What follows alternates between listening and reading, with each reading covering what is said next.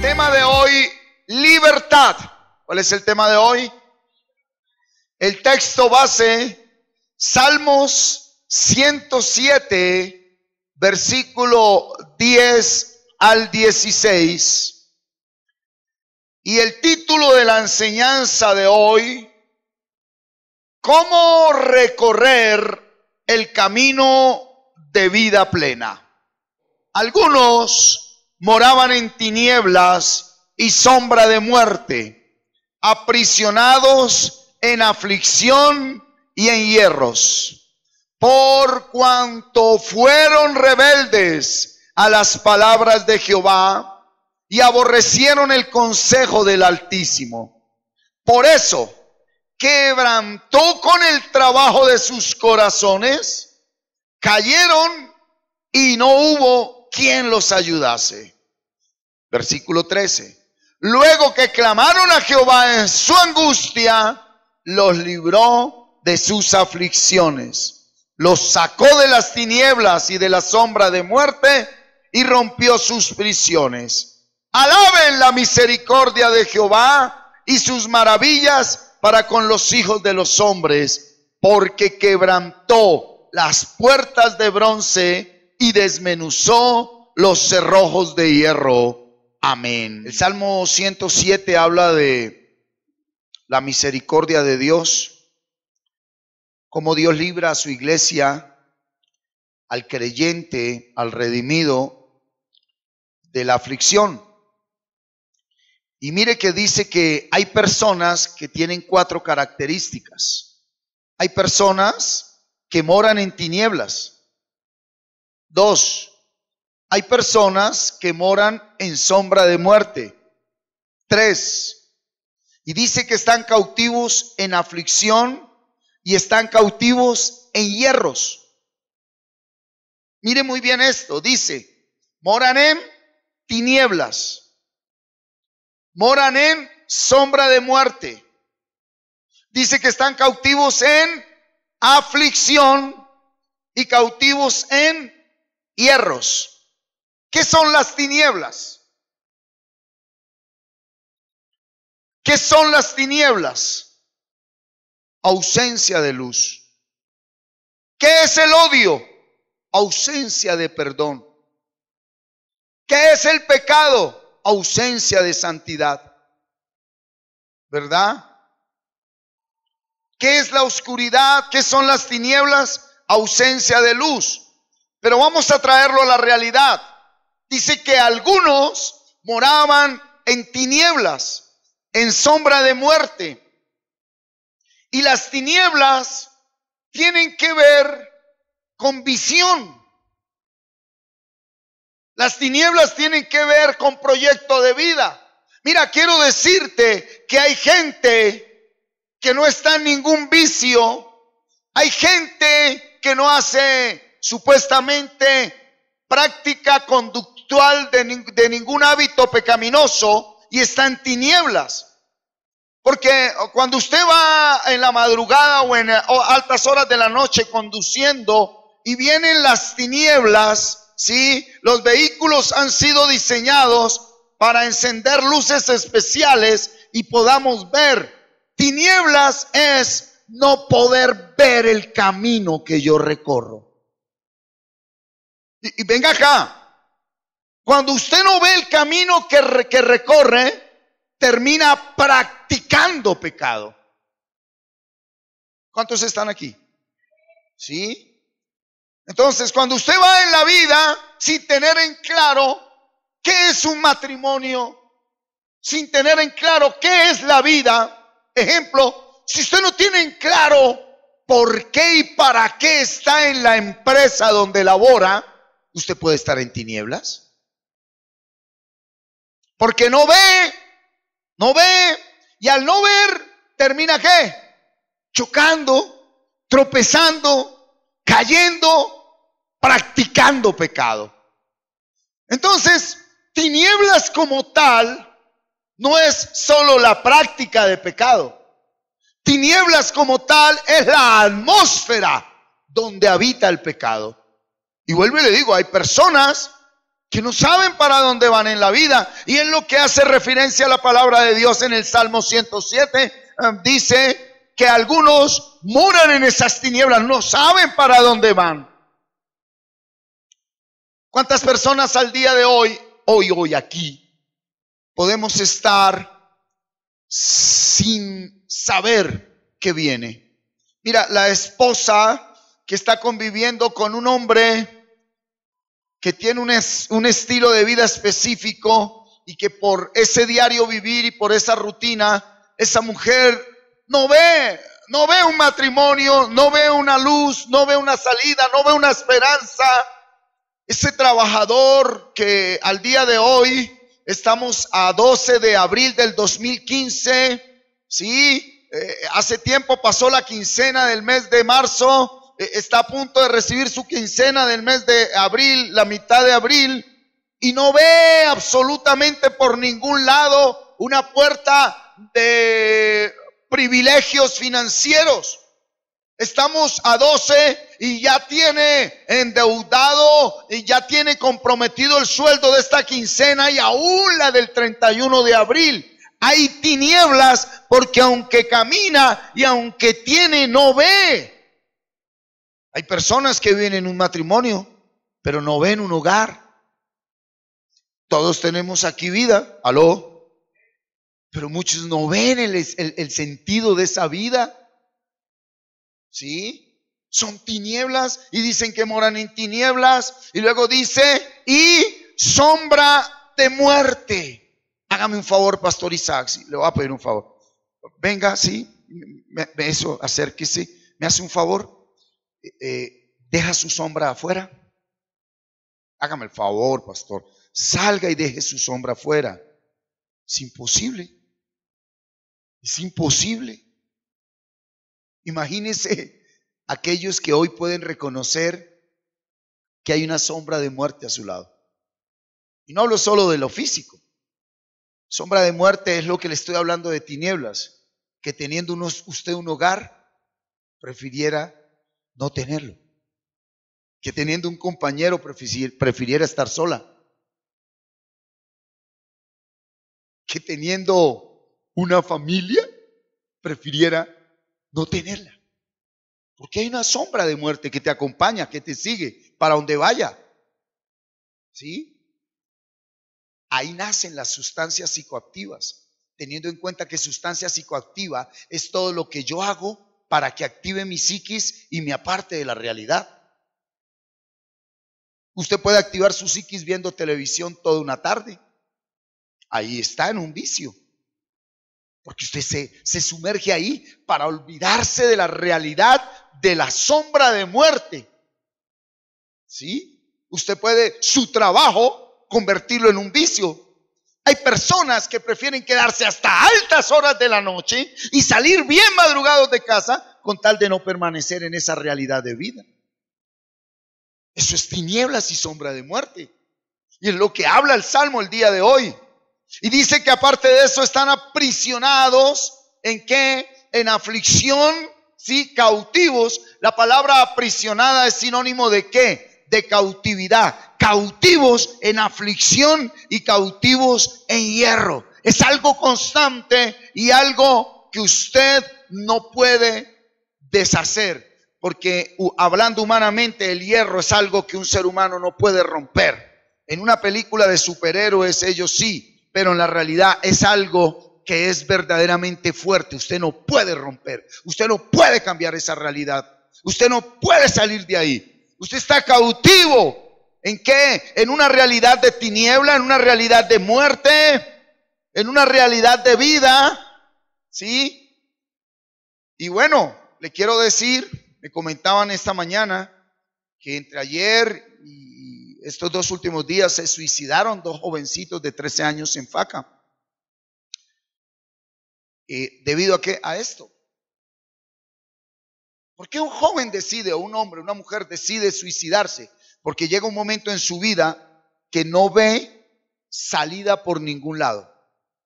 Los bancos por aquí, la familia por aquí, la misma esposa o esposo por aquí, los hijos atacan por allí, en su trabajo ya no hay trabajo o no hay nada, y llega un momento donde ya no encuentra dentro de él un pensamiento de aliento, no encuentra dentro de él un pensamiento de vida, no encuentra dentro de él un pensamiento de esperanza, y el único pensamiento que viene y se sienta en el trono de su mente, de su verdadero corazón, que es la mente, es un pensamiento de muerte que le dice: no hay nada más que hacer, quítate la vida.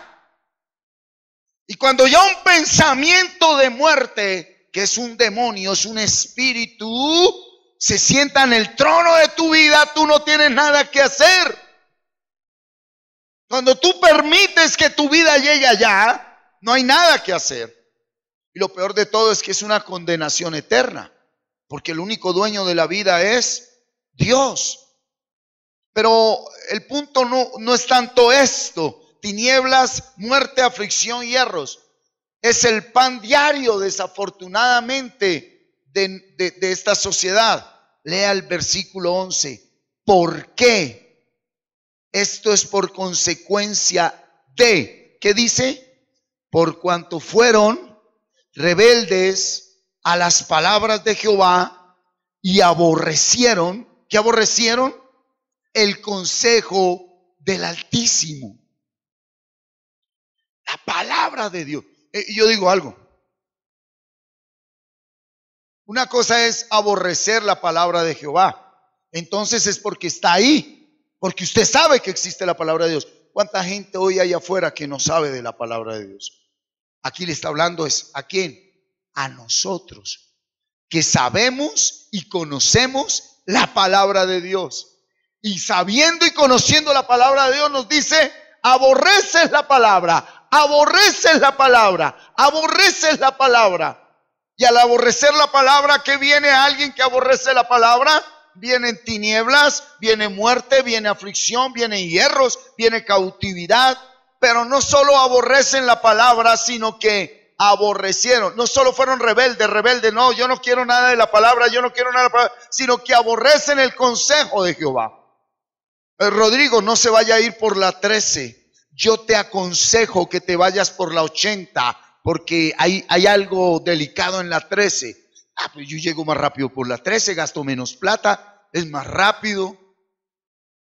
Oye, te estoy dando un consejo: no te vayas más por la 13, vete por la 80, porque por la 13 hay peligro. No, yo insisto, cuando tú aborreces el consejo de Dios, cuando tú eres rebelde a la palabra de Dios, vas a estrellarte con una atmósfera de tinieblas. En algún momento de tu vida vas a decir: ¿qué pasa? No veo, no hay salida. ¿Por qué? Porque estás ignorando vivir tu vida conforme a la palabra de Dios. Y hoy en día los creyentes creen más en los hombres que en la palabra de Dios. Hoy desafortunadamente tenemos congregaciones que adoran a los ministros. Ese no es el punto de la predicación. ¿Qué sucede, mi hermano? Que si usted no se centra verdaderamente en tener una relación con Dios, y para tener una relación con Dios debes tener una relación con la Biblia, y si tú para tomar decisiones no pides el consejo de Dios, tú terminas en tinieblas, en muerte, en aflicción y en hierros. ¿Cuántos pueden reconocer aquí que en algún momento de nuestras vidas hemos estado así? En algún momento de nuestras vidas hemos estado así. Yo estuve así. Pero venga, un momento. ¿Cuántos pueden reconocer que siendo salvos, que siendo redimidos, que estando congregándose, hay tiempos del proceso donde tú vives eso? ¿Verdad? Hay momentos donde por X o Y razón tú te apartas de la palabra, te apartas de escuchar la voz de Dios, de escuchar el consejo de Dios, ¿verdad? Y te pierdes del camino. ¿Sabe qué es lo tremendo, mi hermano? Que muchas veces las personas caen en estas situaciones porque en vez de estar oyendo la voz de Dios y el consejo del Altísimo, están oyendo la voz de hombres. Y oyen la voz de hombres y escuchan la voz de hombres. y se sujetan a la voz de hombres y después no entienden por qué están como están. Siempre les he dicho, hay que respetar a los ministros, hay que respetar a los pastores, a los sacerdotes, a todos aquellos que tenemos una función por gracia de Dios. Pero si tú no tienes una relación con Dios, no hay nada en tu vida. Dice que fueron rebeldes y aborrecieron. ¿Y qué vino también? Dice, ¿qué viene?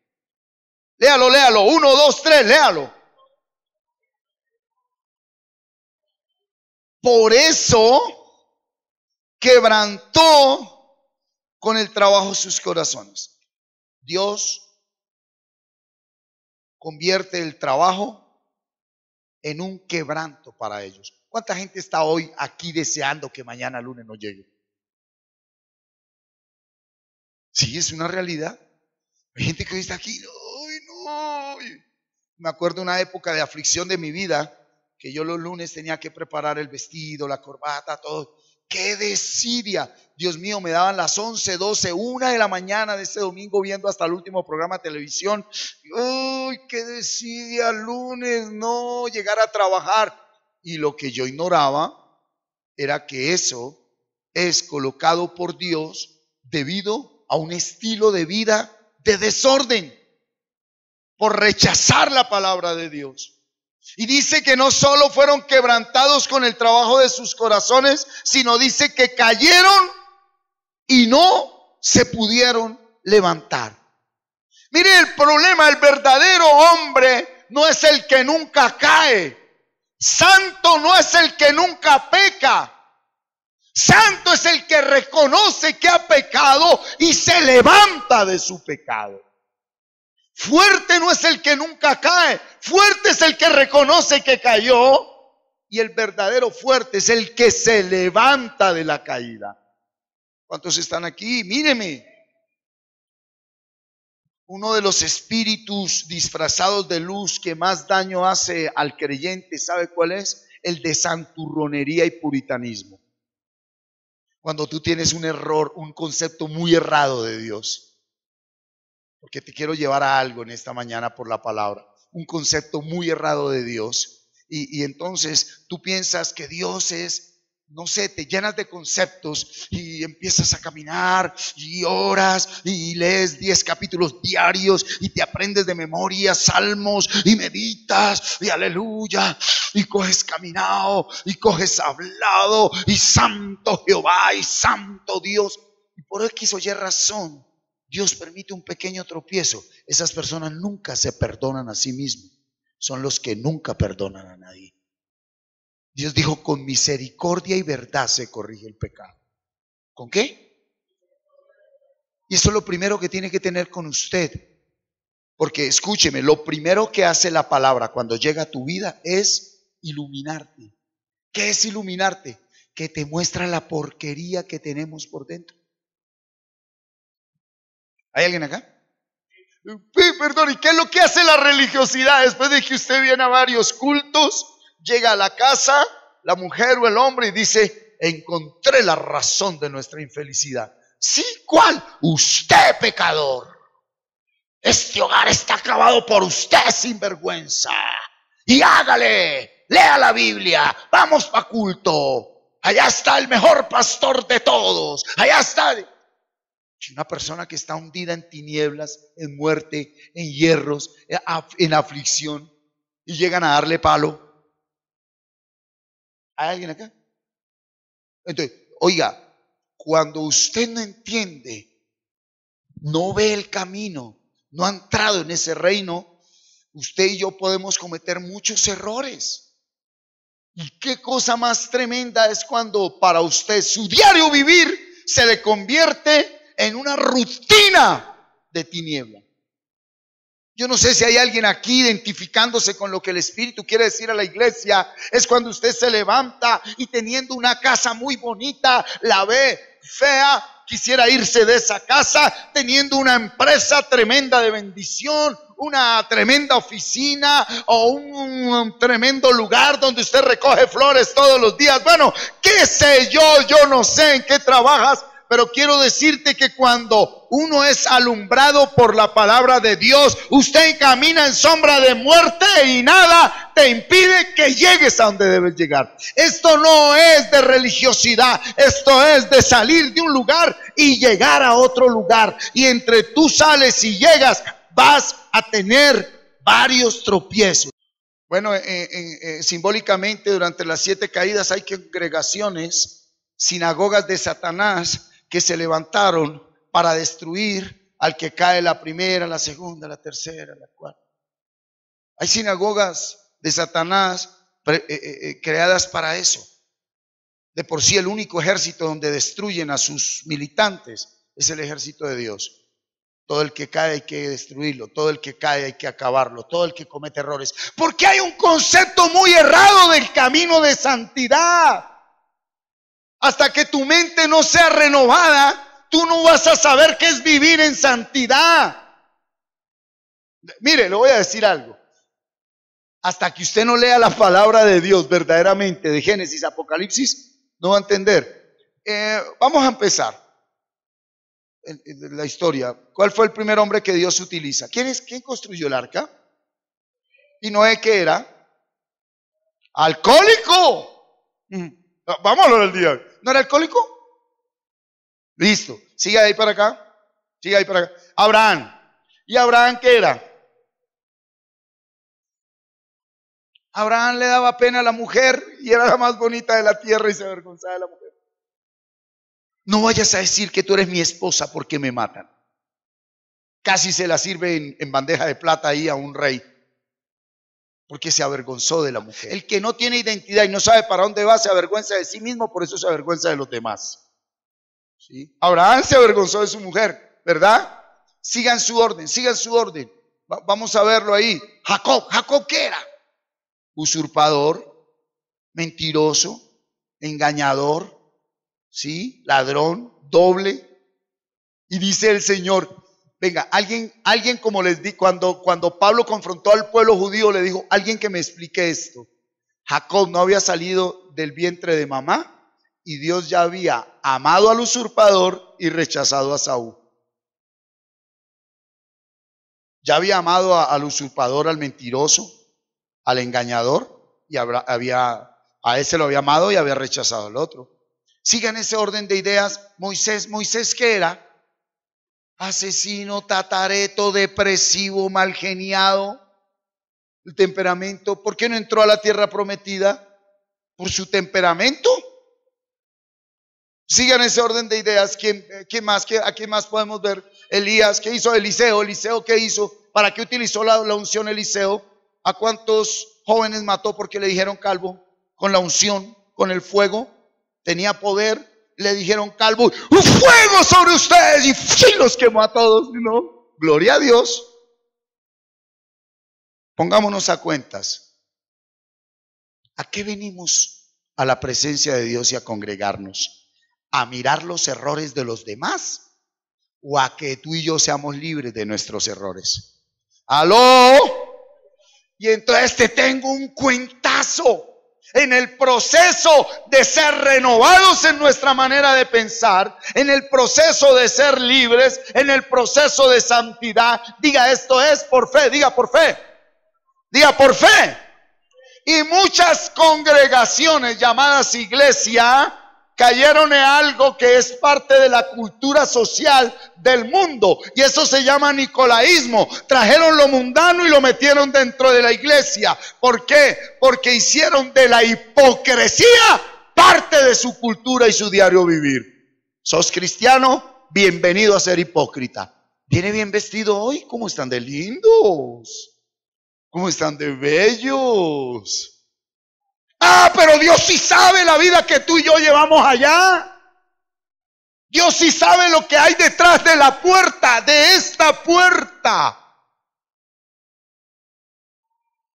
Si usted está escribiendo, tome nota, muy atenta nota. Cuando alguien se obsesiona en mirar los errores de otro, es porque nunca ha podido mirarse a sí mismo. Porque cuando usted se mira a sí mismo, no le queda tiempo para mirar a nadie. Es tan grande lo que uno lleva por dentro. Míreme acá, míreme acá, míreme acá. Es tan grande el pecado que hay en el hombre que el Hijo de Dios tuvo que morir en la cruz. Esto no es una gripita. Esto no es una fiebre. Esto no es el chikungunya. Esto es algo tremendo, hermanos, que para poder ser libres de esa iniquidad, de esa rebelión y de ese pecado que practica mi cuerpo, un hombre santo murió en una cruz para darnos libertad. Por eso, en este proceso, las únicas personas que no crecen y no avanzan y se convierten en garrapatas. ¿Cuáles son las garrapatas? ¿Qué hacen las garrapatas? Se le pegan a una vaca y ya. Hay garrapatas espirituales. Hay garrapatas familiares. Hijos que con 40, 45 años todavía no han salido de la casa chupándole sangre al papá y la mamá. Oye, amigo, ya es hora que salga. Bueno, mami, ¿a dónde salimos? ¿A dónde me invita a almorzar hoy, mami? No, mi hijo, que ya es hora que salga a coger camino, mire. Ya le voy a celebrar los 45, los 50. Salga. Despéguese. Está aquí la iglesia.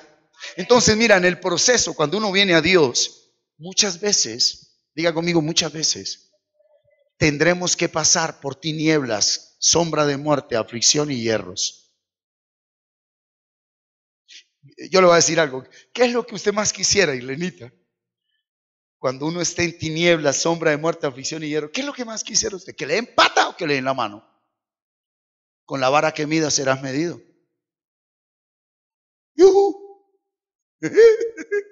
Alguna vez escuché una frase muy preciosa que viene con palabras de hombre, pero aplica porque es totalmente bíblica. Ten misericordia del que ha caído para que cuando tú caigas tengas misericordia de ti. Entonces hay algo que es muy clave que se llama la ley. Y la ley es aquella donde Dios le dijo a su pueblo, aquí o aquí. No hay término medio. Nadie la pudo vivir. Escúcheme, nadie la pudo vivir. Aún dentro de la ley, Dios tuvo misericordia de su pueblo. Aún dentro de la ley, Dios tuvo misericordia de su pueblo. Viene Jesucristo, Él muere y resucita, y Él en sí mismo cumplió toda la ley. ¿Qué es cumplió toda la ley? Obedeció totalmente. Pero quisiera que supieras cómo obedeció Jesús al Padre. ¿Cuántos lo saben? Vamos a ir al libro de los Hebreos, la carta a los Hebreos, capítulo 2, versículo 14, dígalo conmigo. Así que por cuanto los hijos participaron de carne y sangre, Él, Jesucristo, también participó de lo mismo, para destruir por medio de la muerte al que tenía el imperio de la muerte, esto es, al diablo, y librar a todos los que por el temor de la muerte estaban durante toda la vida sujetos a servidumbre. Porque ciertamente no socorrió a los ángeles, sino socorrió a la descendencia de Abraham. Yo pregunto, ¿cuántos son aquí descendientes de Abraham? ¿Usted por qué es descendiente de Abraham? Porque Abraham es el padre de los de la fe. Si usted tiene palabra en su ser interior, usted tiene fe. Y el descendiente de Abraham es el que tiene fe. Y él dice que él socorre a los que tienen fe. Perdón, aquí no está diciendo que él socorre a los que no pecan. Él dice que él socorre ¿a quién? A la descendencia de Abraham, por lo cual debía ser en todo, diga conmigo, en todo semejante a sus hermanos, para venir a ser ¿qué? Misericordioso y fiel sumo sacerdote en lo que a Dios se refiere, para expiar los pecados del pueblo. ¿Cuál fue la frase sublime de Jesucristo en la Biblia en su ministerio? Padre, perdónalos, ellos no saben. Padre, perdona a ese sinvergüenza de marido que no sabe por qué maltrata a la mujer. Eso solo lo puede decir Dios. Padre, perdona a ese hijo que está insultando a la mamá. Padre, Él vino a perdonarnos. Y lo que más le cuesta al creyente legalista es perdonarse. Por eso no le perdona nada a nadie. El que nunca se ha perdonado no puede perdonar nada. El que nunca se ha perdonado no puede perdonar nada. Y para usted perdonarse, venga para acá, ¿qué es necesario para que yo me perdone? Pues que reconozca quién soy. ¿Cómo voy a cometer yo mis errores si sigo pensando que mi vida es una porquería por la porquería del otro? Es que desde que te conocí. ¿Cómo usted va a poder perdonarse? ¿Cómo una familia va a ser restaurada si entre los hermanos la porquería es el otro?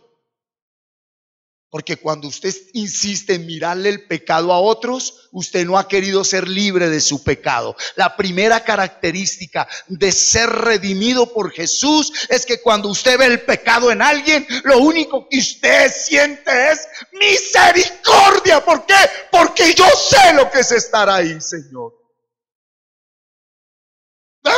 ¿Qué tal yo ahorita irme para la calle 13 allá al Bronx? Degenerados, marihuaneros, bazuqueros, quite de ahí, párese. Usted que hizo toda la noche soplando vicioso. Si yo sé lo que es pasar una noche tirado en la calle consumiendo vicio, lo único que yo le digo es: Padre, gracias por sacarme de esa porquería, pero tenga misericordia del que está en la porquería. Ese es Cristo, hermano. No hay otro Cristo. No existe. Mira, cuando tú tienes doctrinas de Cristo, puede que hables de Él. Pero cuando tú tienes a Cristo, tú no tienes otra opción que vivirlo a Él. ¿Y cómo vas a vivir la misericordia si no te pones en medio de la miseria? ¿Para qué te colocan una congregación donde todos son pecadores? ¿Para que crezca misericordia? ¿Para qué te colocan un lugar de trabajo donde todos son pecadores? ¿Para que crezcas en misericordia? Porque si aún vives es por la misericordia de Dios, mi hermano. Pablo dice, un aguijón me ha dejado el Señor. Y simbólicamente le dice, 3 veces le he pedido que me lo quite. ¿Y qué le dijo el Señor a Pablo? Solo con mi amor te basta. Amor, según la palabra, que es, solo con que sufras por mí te basta. ¿Y qué fue la vida de Pablo? Sufrimiento. Venga para acá, venga para acá. Y hay algo tremendo. Pablo dice, para mí, después de nuestro Señor Jesucristo, el hombre con mayor revelación aquí en la tierra ha sido Pablo, Saulo de Tarso. Él estableció la doctrina básica de la iglesia cristiana. Él estableció la doctrina básica de la iglesia cristiana. Pablo. ¿Cuántos han leído a Pablo? ¿Cuántos han leído a Pablo? Pablo, ¿qué decía? Que cada vez que él salía de tener esa revelación sobrenatural, esa revelación del Espíritu, Dios le enviaba un ¿qué? Un mensajero ¿de quién? ¿De quién? Un mensajero del demonio. Yo pregunto, si a usted le llega un mensajero de pizzas Pepita, ¿qué le lleva el mensajero de pizzas Pepita? Una pizza Pepita. Si a usted le mandan un mensajero de pollos el remanso, ¿qué le llegan? Un pollo del remanso. Y si a usted le mandan un mensajero de Dios, ¿qué le llega? Un mensaje de Dios. Y si le mandan un mensajero de Satanás, ¿qué le llega? Entonces, por el Espíritu, hágame un favor, bájese de esa nube de religiosidad, bájese de esa idea de Dios y pregúntele al Espíritu Santo qué era lo que experimentaba Pablo cuando salía de predicar la palabra con la sabiduría que lo hacía. El problema de por qué hoy nadie quiere creer en Dios es porque el pueblo se hizo una idea de Dios conceptualizando la palabra. Y Y cuando usted conceptualiza la palabra, se llena de creencias, no de fe. Y una cosa muy grande son las creencias, que es donde habita Lucifer. Y otra es la fe, que es donde habita Cristo. ¿Aló? Pablo decía que le enviaban un mensajero de Lucifer. ¿Y qué hacía el mensajero de Lucifer? ¿Qué le hacía? Lo bofeteaba. ¿Alguien me puede compartir qué significará una bofetada de Satanás? Discierna. Los verdaderos hijos de Dios debemos pasar por procesos donde lo único que se nos exige es mirar y permanecer mirando una realidad que desde que Adán y Eva cayeron está en toda la humanidad. Hoy quieren colocar a la iglesia en un lugar imaginario. ¿Ya? Claro, una cantidad de frustrados que no han querido vivir. Permítanme un ejemplo, paréntesis. La niña que crece frustrada en el hogar, soñando con el príncipe azul, con el hombre de sus sueños en un caballo blanco, que crece pensando en una cantidad de cosas, pues claro, esa niña cuando llega a su matrimonio, ¿qué está esperando? ¿Sí? Todo color de rosa. Y muy posiblemente el muchacho también soñó con la princesa azul, ¿sí? Y soñó con el castillo y con todo. Y cuando Dios dice, muy bien muchachos, voy a formarles el carácter, voy a quitarles todas las mentiras sociales, porque yo los predestiné, son mis hijos, y al que recibo por hijo azoto, y al que recibo por hijo castigo, y al que recibo por hijo lo disciplino. Hazme un favor, joven, empiezas a mostrarte a ella como eres, y tú, jovencita, a él como eres. ¿Y qué pasa en ese hogar?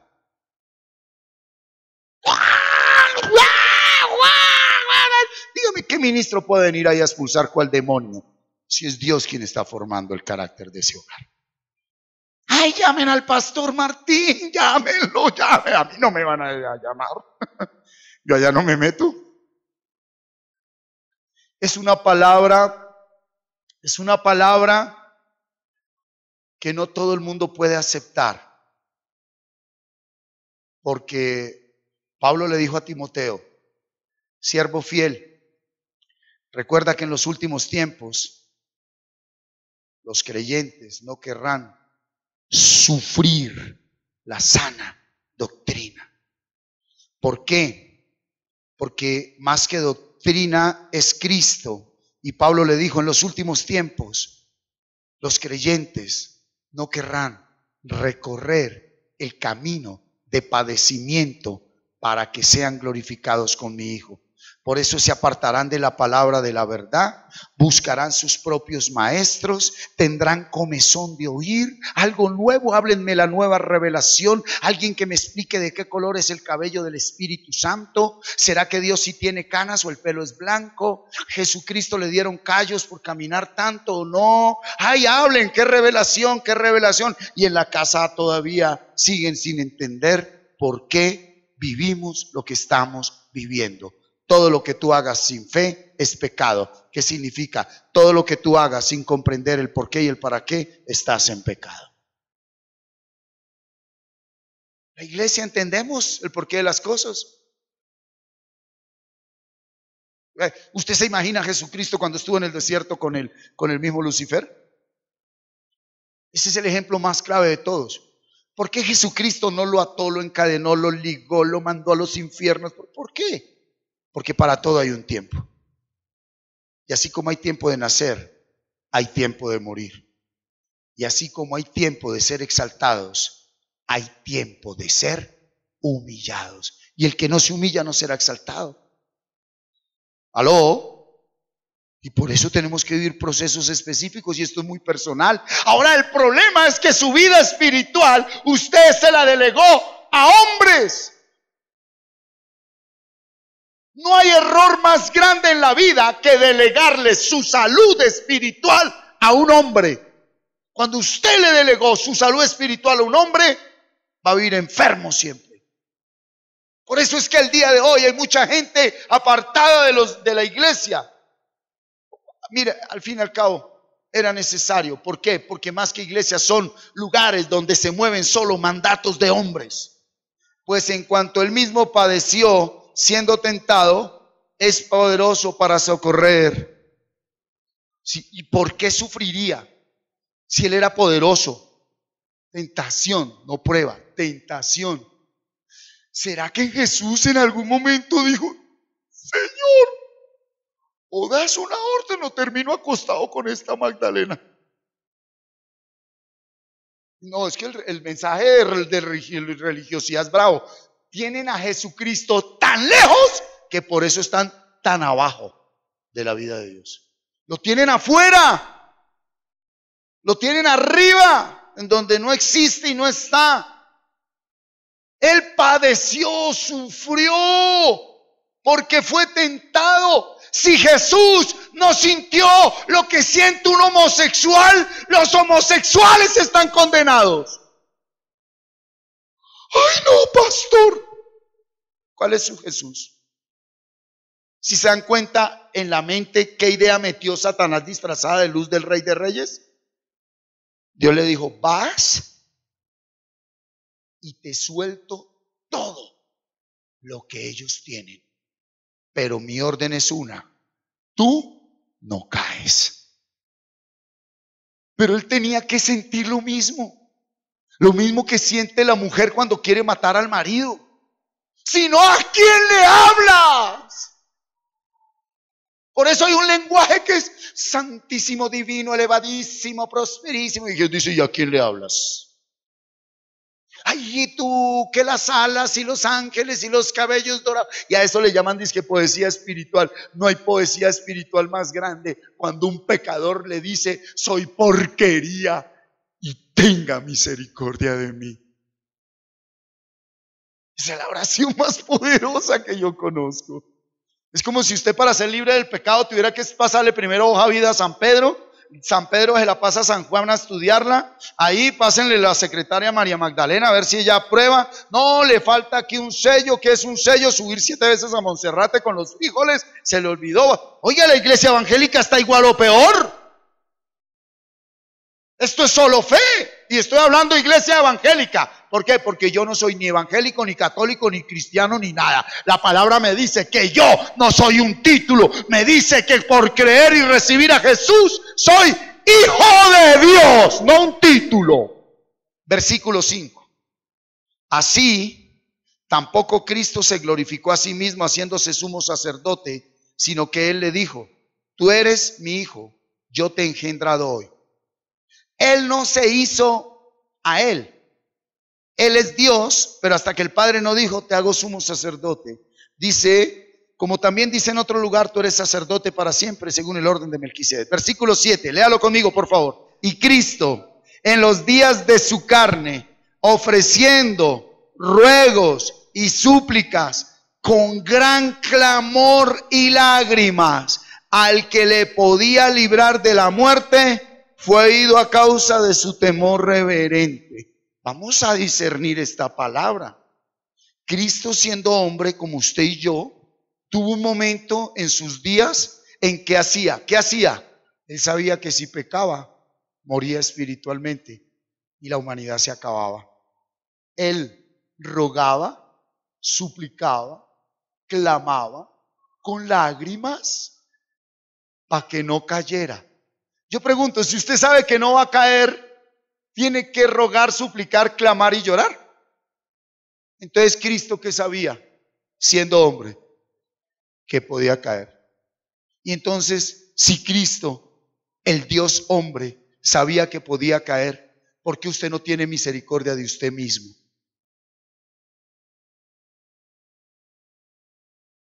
¿Y por qué no empieza a tener misericordia del que cayó y que por efecto la tumbó también? La culpa no es de él, la decisión la tomaste tú.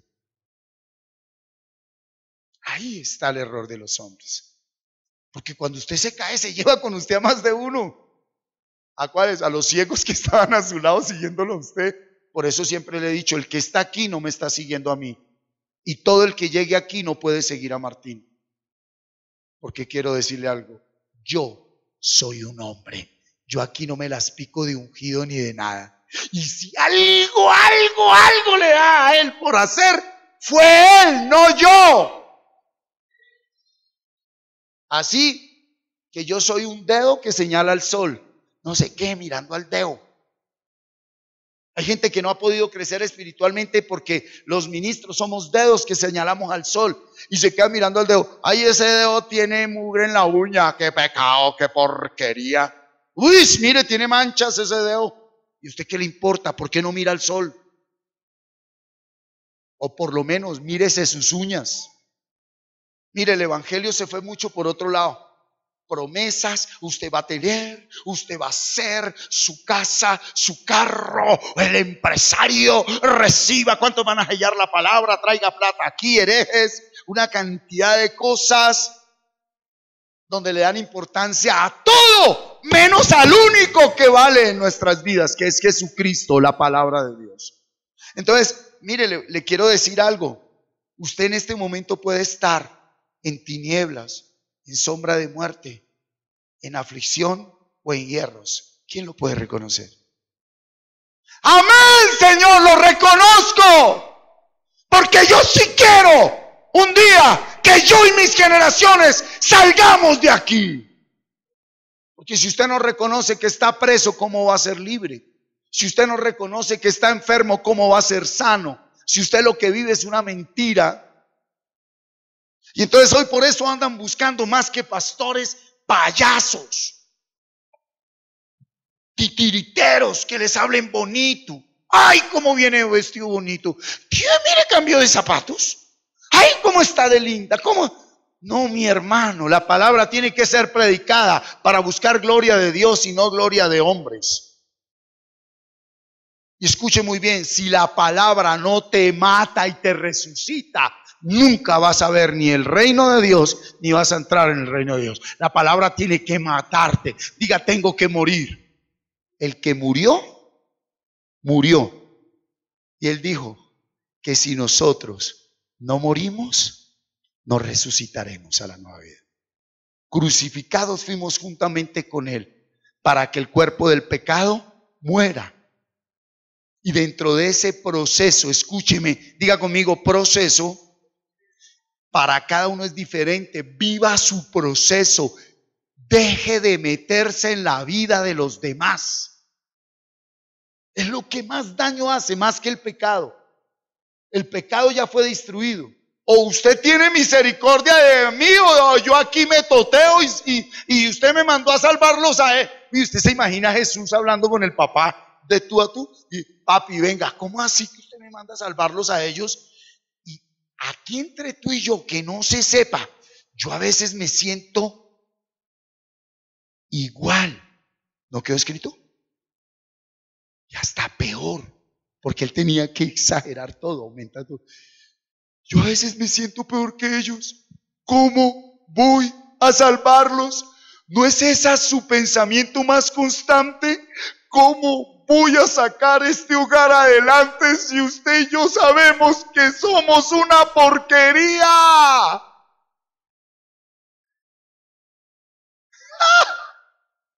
¿Cómo voy yo a qué? ¿Cómo? Oiga, como que la iglesia se pone en el mismo temor reverente y nos humillamos delante de Dios. Porque cuando uno medita la palabra verdaderamente, el Espíritu Santo le dice, o te dejas guiar por mí, o aquí no hay nada que hacer. Aquí no hay nada que hacer. Es el Espíritu Santo el que nos debe guiar. Entonces, como le dijo Pablo allá en la carta a los... entonces como estamos en la gracia, pequemos, adulte.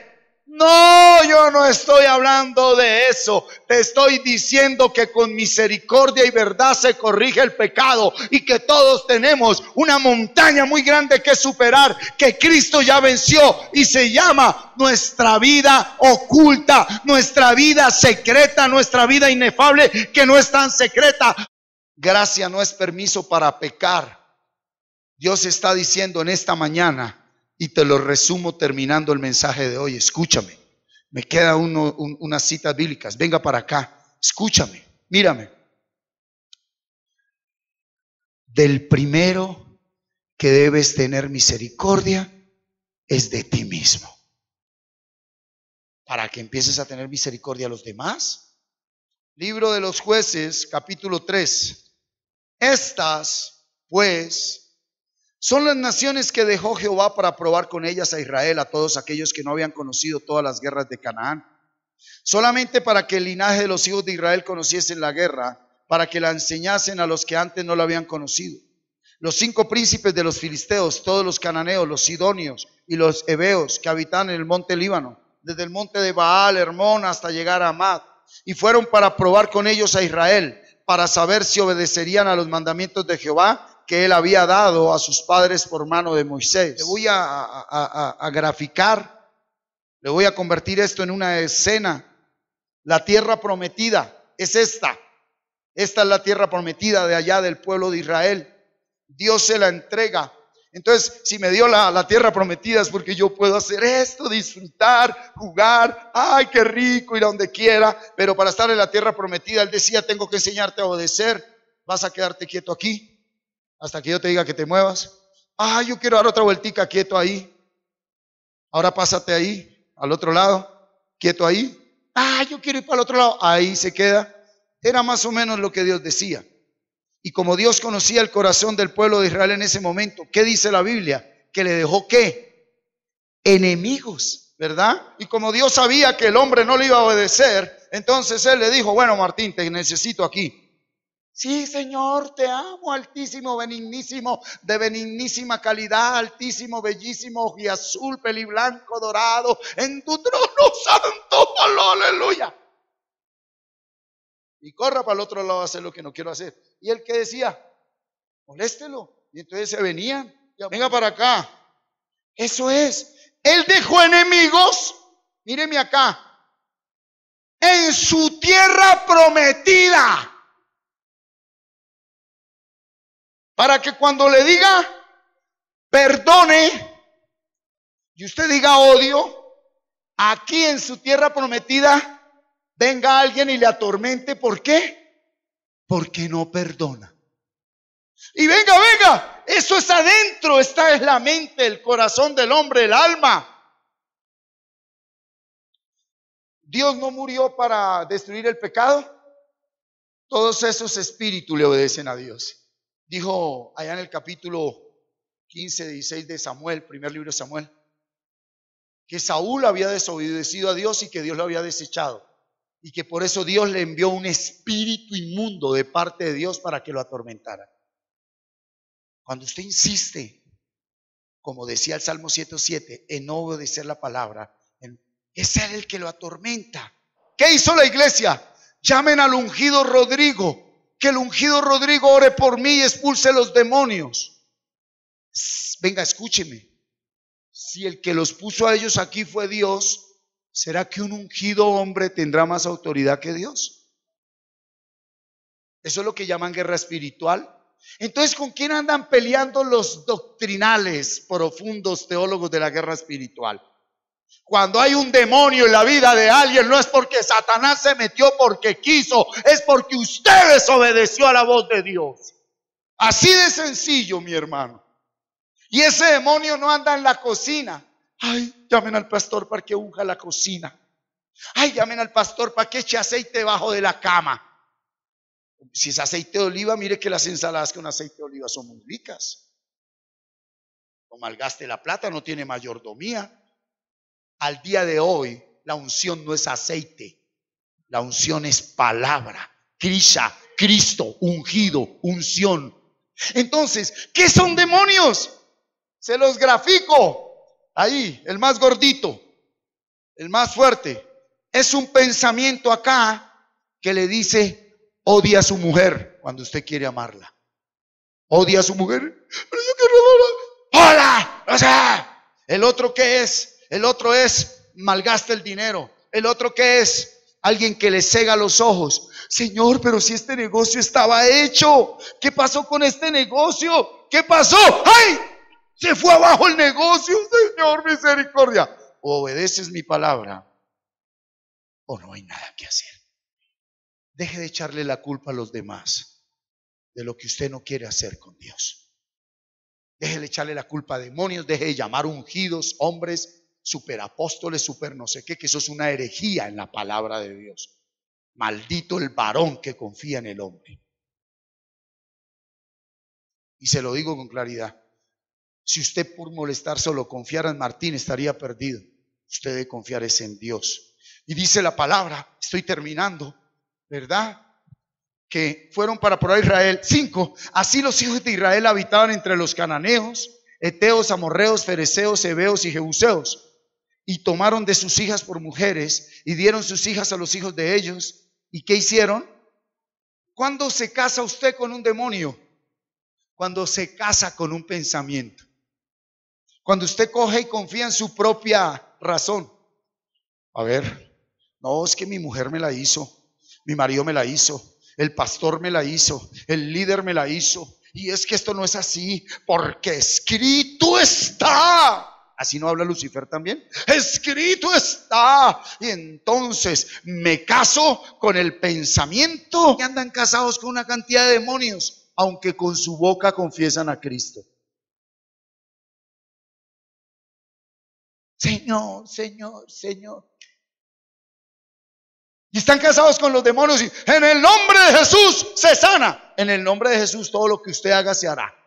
Y se sanan. En el nombre de Jesús fuera demonio. Y se van. En el nombre de Jesús profetizo. Y se profetizaba y se cumplía la palabra. ¿Y qué les dijo Jesús el último tiempo?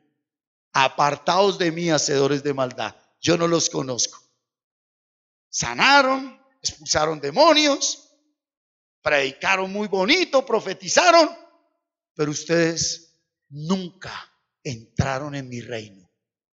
Nunca entraron en el reino. Mucha palabrería, poco espíritu. Amén. Y termino con el capítulo 3 de Primera de Corintios.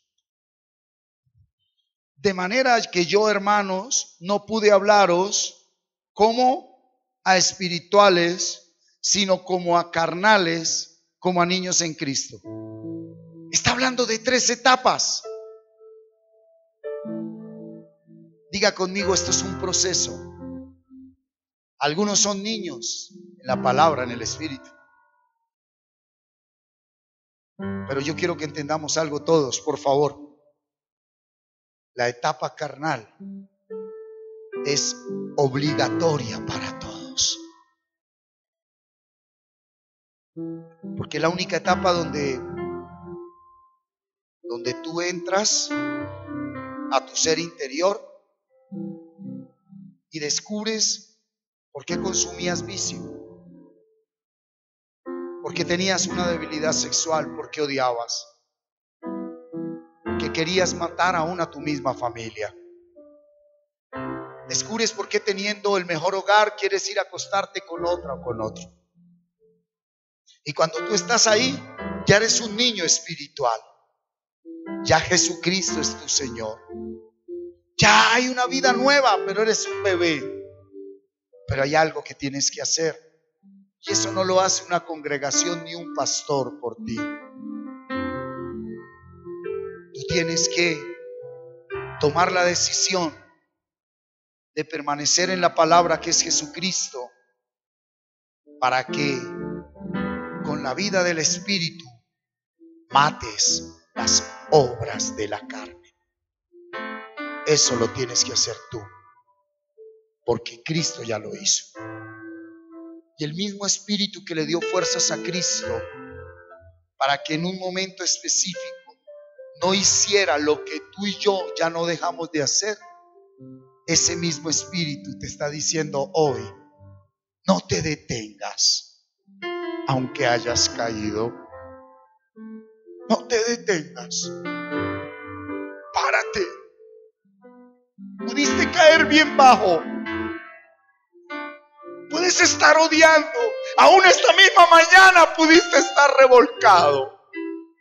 Pero párate. Porque yo morí por ti. Yo estoy contigo. Y mi muerte en la cruz no fue en vano. Lo primero que quiero regalarte hoy, te dice el Señor, es que aprendas a tener misericordia de ti misma, de ti mismo. Suelta todo lo que tienes en tus manos y levántate, por favor.